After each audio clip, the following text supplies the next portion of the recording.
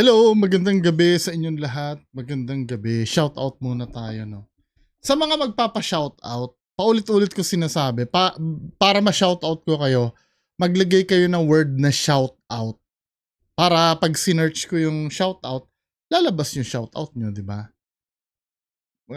Kasi baka mamaya nagpapa-shoutout na hindi ko nakikita. Katulad niyan, ano. Dapat may word na shoutout. Kasi yan yung word na finifilter ko eh. Anyway, gusto niyo magbenta ako ng ng t-shirt ulit. Naghahanap ako ng ng supplier uli eh. 'Di ba? Need ko ng pang-repair dito sa bahay eh. Magbebenta ako ng t-shirt at di-design ako, no. Anyway, shoutout Ma'am Lynn Tamori, Sir Neil Lester, hello. Ma'am Tina De La Rosa from Carmona, Cavite, hello. Sir Eric Bernabe, hello.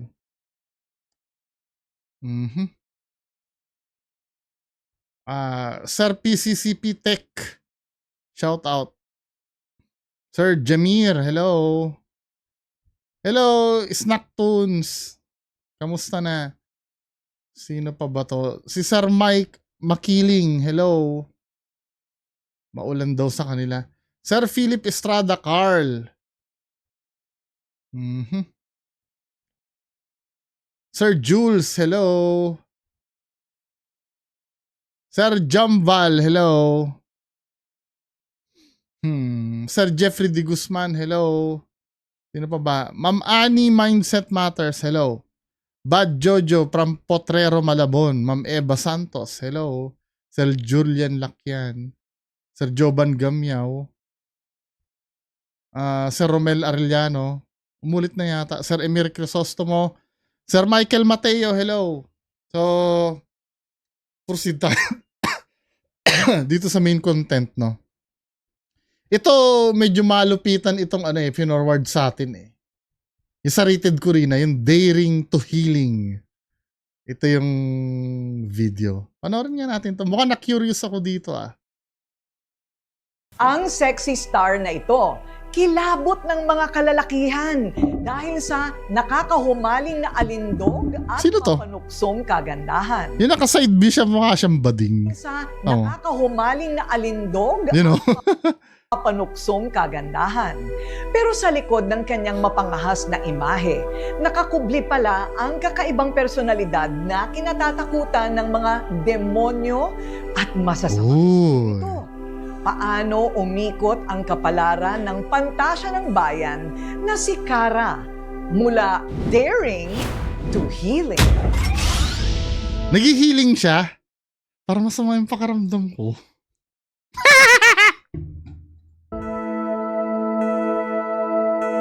Ang babaeng ito, sumasama ang pakaramdam ko, para ako nilalagnat. Lakihan. Ang kanyang alindog animoy sumpang umaakit. Pagpapaamo at nagdadala ng kasalanan. Sa kanyang angking karisma at ganda, sinabayan pa ng perpektong hubog ng katawan. Tila bato-balani ito para sa ilang lalaki na uhaw sa kamunduhan. Uhaw? Si Kara Gonzalez, ang mapangahas na aktres na bumida sa iba't ibang sexy films. Noon yun, pero hindi na ngayon. Ano yan, pang anong tawag doon? Viva Max? Dahil siya na ang bagong kilabot ng mga nilalang ayos ah! hindi natin nakikita at nasa mundo ng kababalaghan. Mula pagkabata, hindi sumagi ni minsan sa mukhang legit to, legit. ang pasukin ng mundo ng pagpapasex. Legit siya, legit. Mula sa maayos na pamilya sa Pasig. Kamukha niya si may negosyo. Sino yung yung tumakbo sa Malabon? Angelica Cruz? Tama ba ako? Kamukha niya, Pa nga sila. Pinag-aral silang magkapatid sa isang Catholic school. Pero habang binubuo ang pangarap, tila nilaro ng tadhana ang kanyang katatagan. Nalugi sa negosyo ang tatay ni Kara. Unti-unti, sila ay naghirap. Nabaon na kami sa utang sa school, gawa ng panay pakiusap, ako na mismo nagsabi na mag-stop muna ako, na tumulong muna ako sa family. Kaya siya nag-Viva Noong Max. panahon na yon, kahit sa malaking bahay pa rin sila nakatira. Naranasan ni Cara ang 6 na buwan na mamuhay sa dilim at walang kuryente. Ayos ah. Ng kahirapan, hindi sila makabayad ng utang. Tiniis din niya at ng kanyang pamilya ang sardinas Oh, lalo sa araw-araw kawewe. itong si Cara. Nagtitinda ako ng chowpan para ma-survive ko yung mga school and expenses ko sa projects. Dahil sa kanyang pagiging mabuting anak, nakita ng langit ang kanyang kagustuhang tumulong sa pamilya. Sa isang iglap, ang naluging negosyo ng kanyang ama biglang sumigla. Kasabay nito, nagbukas din ang pintuan ng pagmomodelo sa kanya. May nakadiscover sa akin, si Tito Migs, sa modeling agency. Pinapasuot ako ng mga designer na dress niya. Mula sa Ano yan, sa Shein, mga ganon? pagrampa sa mga entablado, binigyan si Cara ng pagkakataong masabak din sa pag-arte sa kamera. Ang pangarap niya unti-unti nang nagkakatotoo. Malaking bagay kasi na Kaya lang excuse me. Pag napunta ka sa sexy, parang yan parang trap yan Oo, sige, sisikat ka pag napunta ka sa sexy na roles. Sisikat ka naman, no doubt. Kaya lang, ang kailangan kalabanin mo dyan yung edad mo Kailangan pag naging ka doon, kailangan mo mag-evolve. Kailangan matuto ka ng umacting na yung talagang acting, hindi puro pa sexy na. Kasi lilipas kasi yung yung itsura Yung ganda, lilipas yan Mga ilan lang yung yung mga pinalad na nag-shift from sexy. Sino mga kilala nyo? From sexy nag-shift. May mga ganong artista Wala na ako matandaan Pero alam ko meron. Meron pa nga dati from wholesome nag-shift sa sexy Kasi talagang wala nang takbo yung karir nila sa Pero dapat lumipat siya sa, kaya lang minsan, halimbawa pag sumikat ka sa mga sexy, let's say sa mga Viva Max na yan, parang alam mo yun, parang, hindi naman sa, parang madumi na ang image mo. Parang hindi ka na pwede kunin sa mga role na unless bibigyan ka talaga ng break, di ba? Pero, ganun laro ng showbiz If magkakaroon siya ng chance, sana makatawid siya dun sa wholesome, 'di ba? Hindi lang yung mga love team, dun kasi ang pera Yung sa mga sexy kasi, may pera din naman, kaya lang madalian dun madaling sisikat ka dun, madali kang malalaos. dati nakakain namin, pinagkakasya namin yung ulam namin. Binibili lang namin minsan yung mumurahing pagkain lang like delata, ganon. Or minsan sa street food lang yung chicken na nabibili na fried chicken, pinagkakasya lang namin yun. Yun yung life-changing para sa akin. Yung hindi ko nagagawa before. 4 na beses na kami kumakain sa isang araw. Ayos Nabibili namin yung mga gusto naming luho. Umalagwa ang karera ni Cara at nakilala bilang bagong pantasya ng bayan. Nakasama siya sa hilera ng mga makabagong mga sexy stars noon. Confident po ako ipakita yung acting skills ko. So, which is Kaya lang, yung kung Viva Max lang, hindi naman acting skills ang tinitingnan sa'yo dun 'di ba? Mga lalaki dyan, acting skills ba ang tinitingnan nyo doon?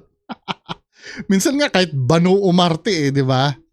sexy film, kaya ko siyang i-portray as long as napapakita ko yung character dun sa story. Kaya confident ako ibigay, lalo na kung kinakailangan sa story. Nang makaipon dahil sa sunod-sunod na mga proyekto, nagtayo siya ng maliliit na negosyo, Good. isang meat shop at parlor. Diba? Ang mga kinikita niya dito ang gagamitin niya para sa pinapangarap na product. Galing galing. Hindi yung, kasi maraming sexy stars before na hindi naisip gumawa ng ganyan. 'Di ba? Bumabalik sa kahirapan. Maraming sexy stars dati noon na Na ngayon parang patapon na ang buhay. Action House. Bukod sa pagkakakitaan, dahil yun naman talaga, kaya tayo nagninegosyo, di ba? Gusto ko ding ipakita ang kakayahan ko.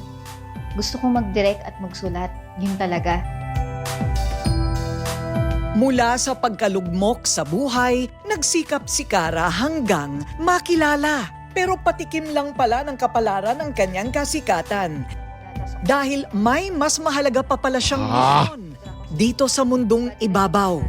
Hindi para maging simbolo ng tukso at kapariwaraan, hindi rin para mademonyo ang mga kalalakihan, kundi magligtas at sumataw sa mga taong pinaglalaroan ng mga hindi natin nakikita. Ang sexy star, Biglang shift ng vibe, no? may itinatago palang healing gift. Magandang araw, ako si Cara Gonzalez. I work as an artist.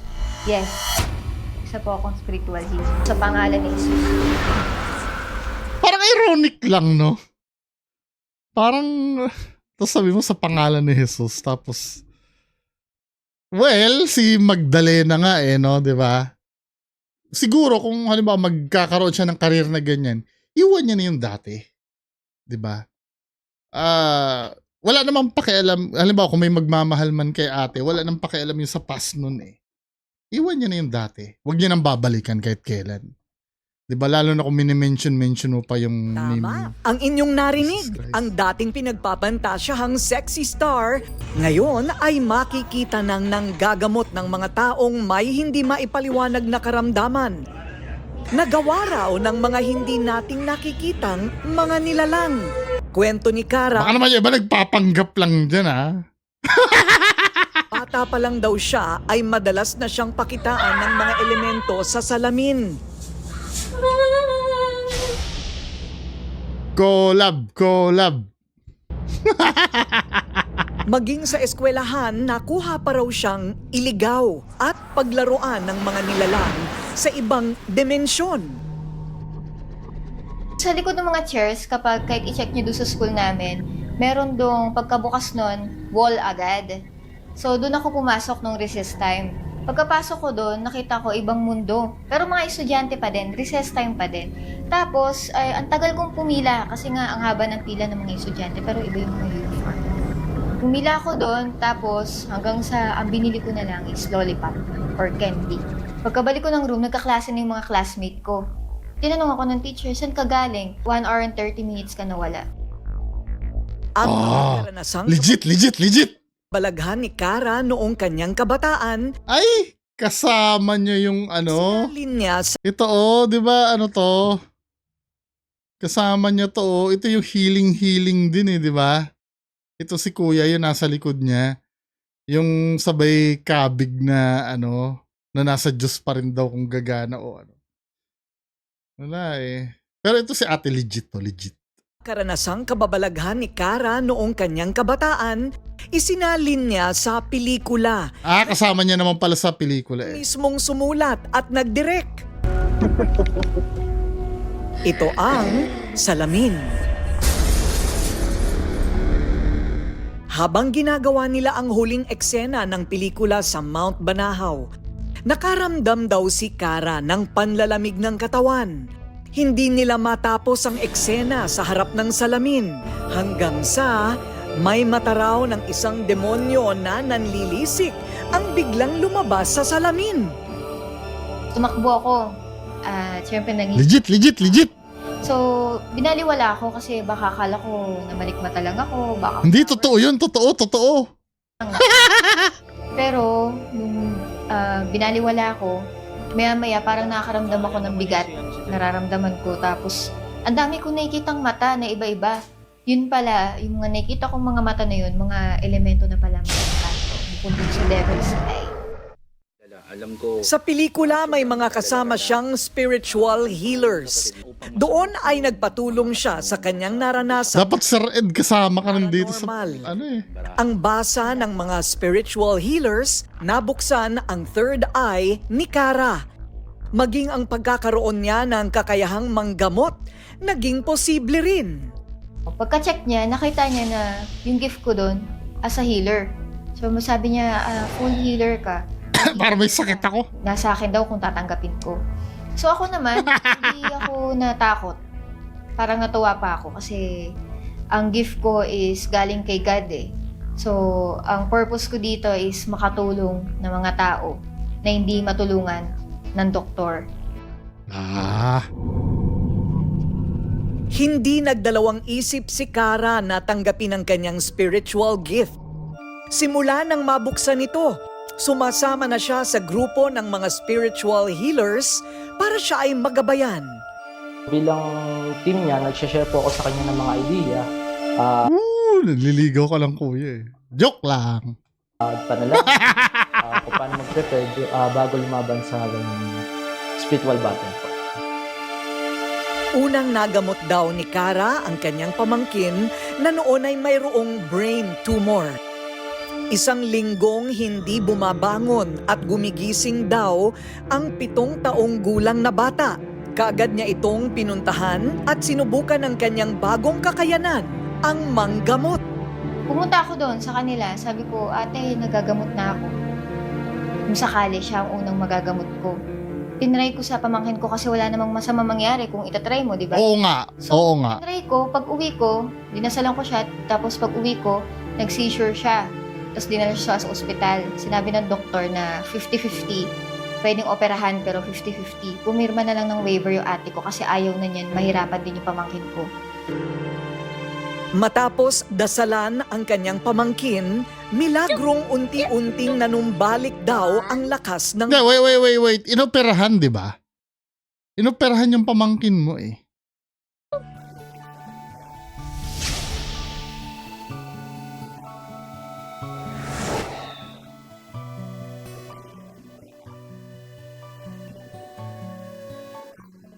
Hindi, how's the operation? Paano yung operasyon? Kasi may minention na operasyon eh. Hindi lang basta hinil siya eh. Inoperahan din eh. Pero legit.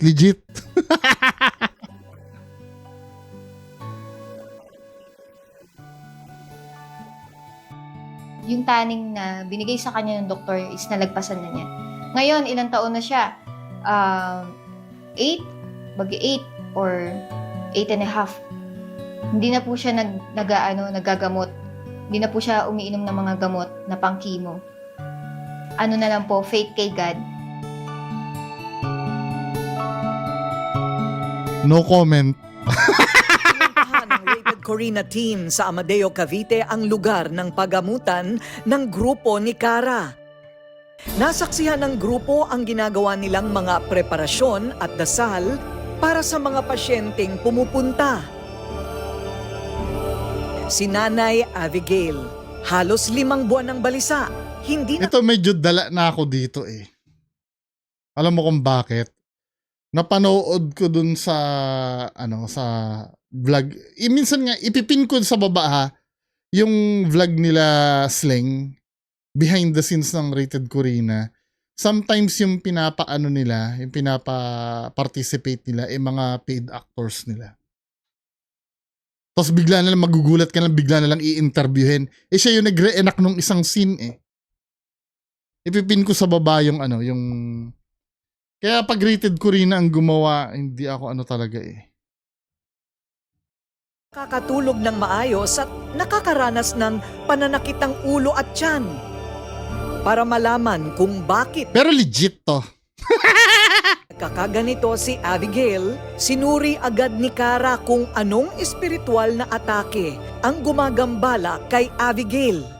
Kasi sa spiritual attack, pwedeng ibang elemento, pwedeng kulang, pwedeng barang, or iba pang gumagambala. Pero dito po, sa unang pasyente namin na ginamot, Diablo po. Matapos ang gamutan kay Abigail, tinanong siya ng team kung kailan nagsimula ang hindi mapaliwanag na sakit. Dito napag-alaman na nitong taon lang pala, nahulog ang ikalimasanan nilang anak. Buntis po kasi ako dati. Okay, nag-cold reading. Nagbuntis po ako ng June 15 last period ko. Yun na po, pagka 1 month, nakakaramdam na po ako ng balisa, tapos di na po ako makatulog. Madalas raw na sa grupo ni Kara nagpapagamot si Abigail. Di talaga akong Kakaibang nararamdaman Di talaga ako convinced pag rated K yung nag-ano nito eh. Parang nakikita ko siya na as acting. Di ba? Hindi siya yung actual. I know, I could be wrong ha. I could be wrong. Pero yung ganito.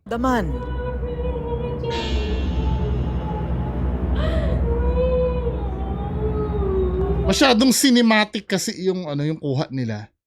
Matagumpay raw na napaalis nila Kara ang Diablo na gumagambala umano kay Abigail. Pero kailangan daw niyang bumalik makalipas ang 1 linggo.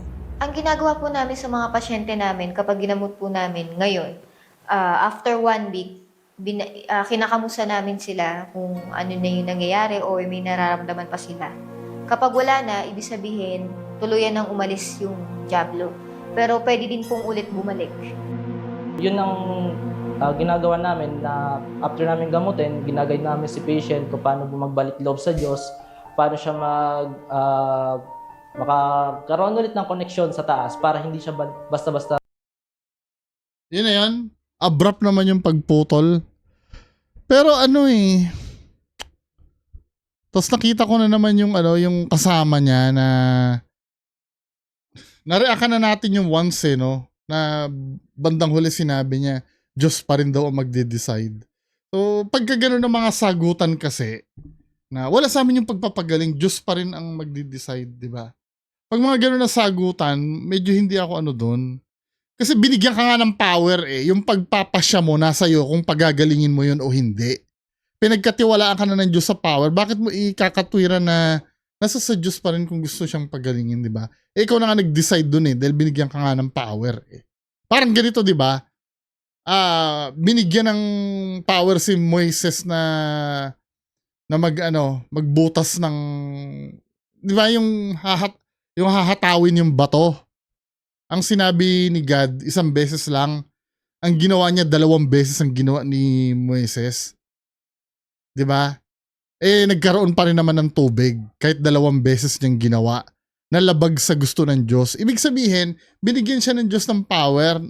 Nasa desisyon niya yun na hindi sundin ang Diyos at nagkaroon pa rin ng resulta.